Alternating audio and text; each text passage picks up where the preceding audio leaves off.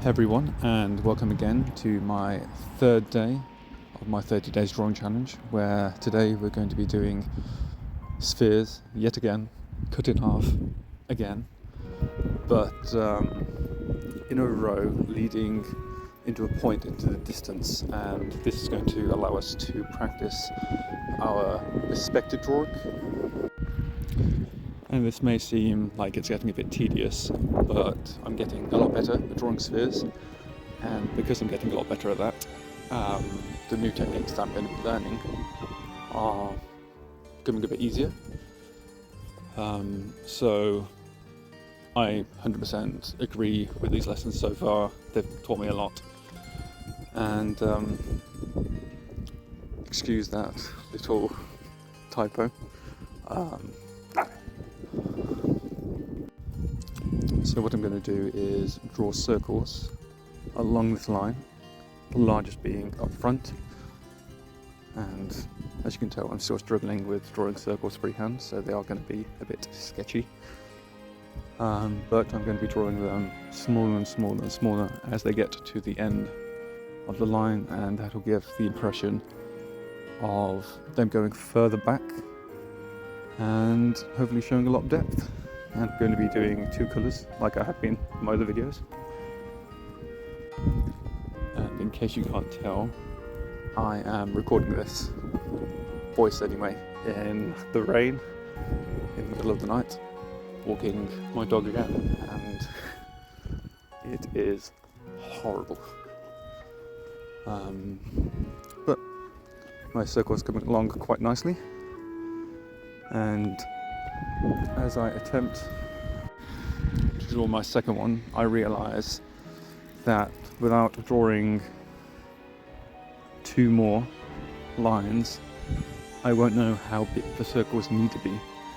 So as long as you draw, these are the two lines at the edge of the first circle leading to the same point on the left hand side, this will give us a true sense of perspective, and be our first example so far in this 30 days of drawing of single point perspective. I believe you can also have 2 point perspective, 3 point, and possibly 4, but that is far too advanced for me at the moment, and my god it's cold. I'm wearing shorts at the moment, and that was a huge mistake, but it's okay. So I'm going to, for the moment, draw them overlapping, but like I did yesterday, I'm going to erase the bits that should be covered by the circles in front of them, and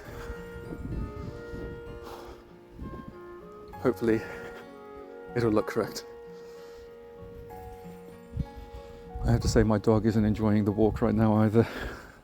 She is dragging her feet, and to be honest so am I, but it's good for both of us. Now you can probably do single point perspective a lot better than this, using lots of different shapes and sizes. Okay, I think when I get back inside I will definitely be having a hot chocolate, but if you just got back from a walk in the rain,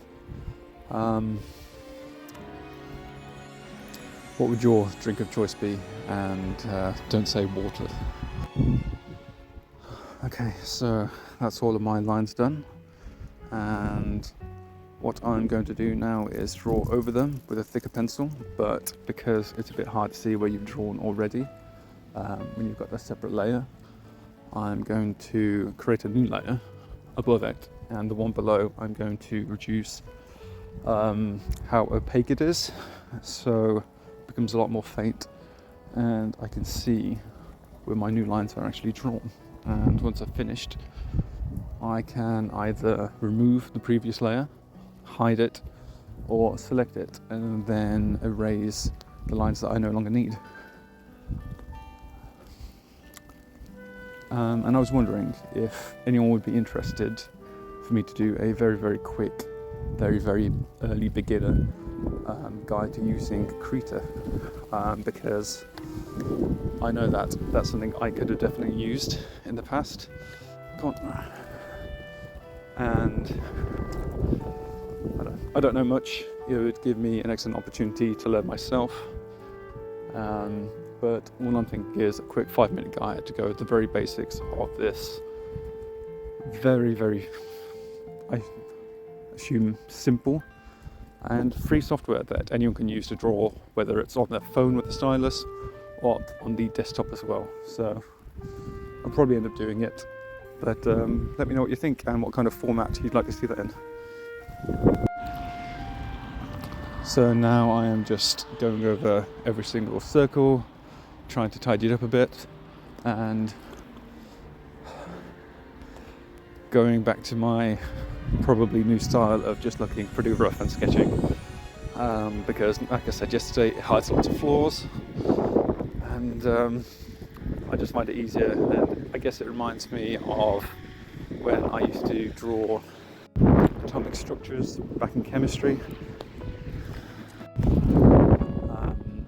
In fact, once back in math class, we were told to draw graphs, line graphs, depending on different equations like quadratics and such.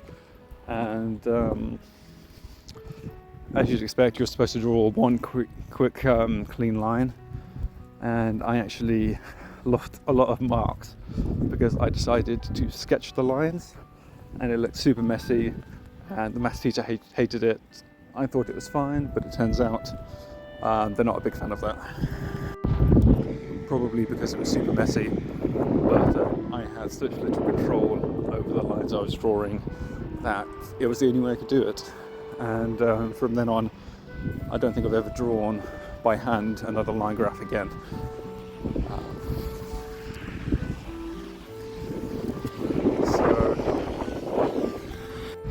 I can't feel my legs anymore, but I've got long left on the walk.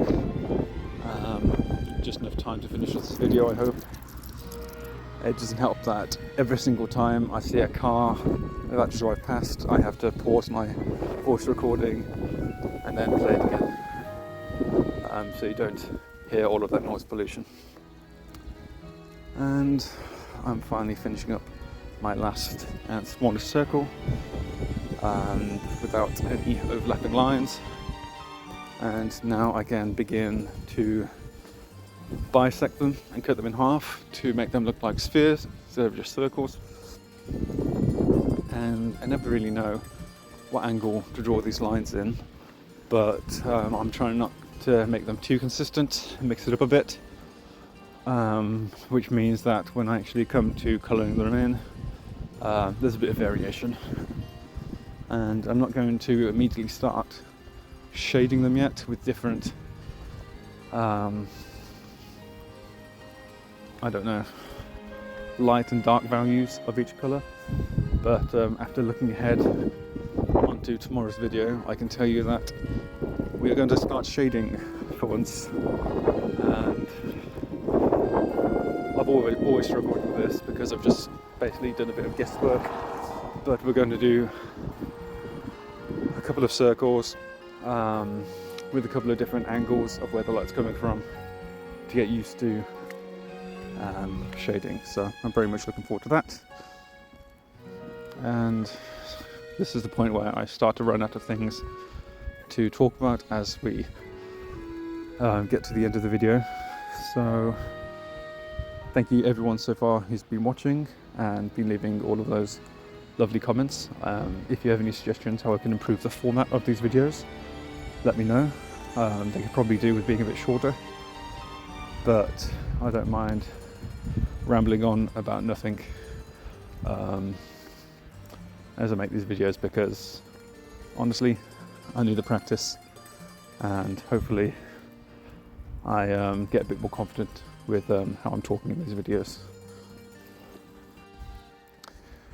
But honestly, I should probably get better at editing because these are way too long, and maybe I'm hyper-focusing on these things a bit with my recording anxiety, but I always see that the average duration viewed is about a minute long, but I suppose that doesn't account for all of those people who click on it and then immediately go into something else, which is fine.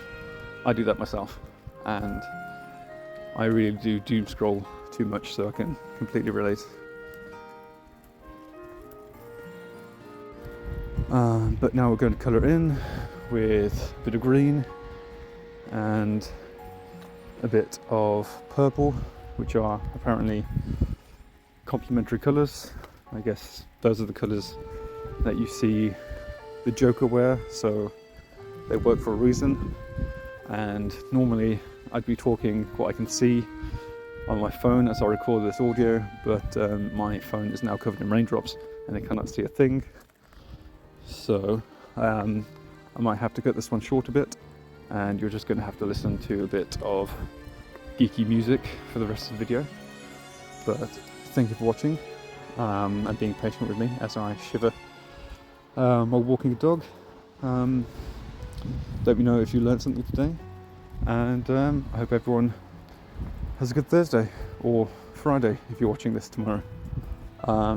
Thanks everyone. Bye.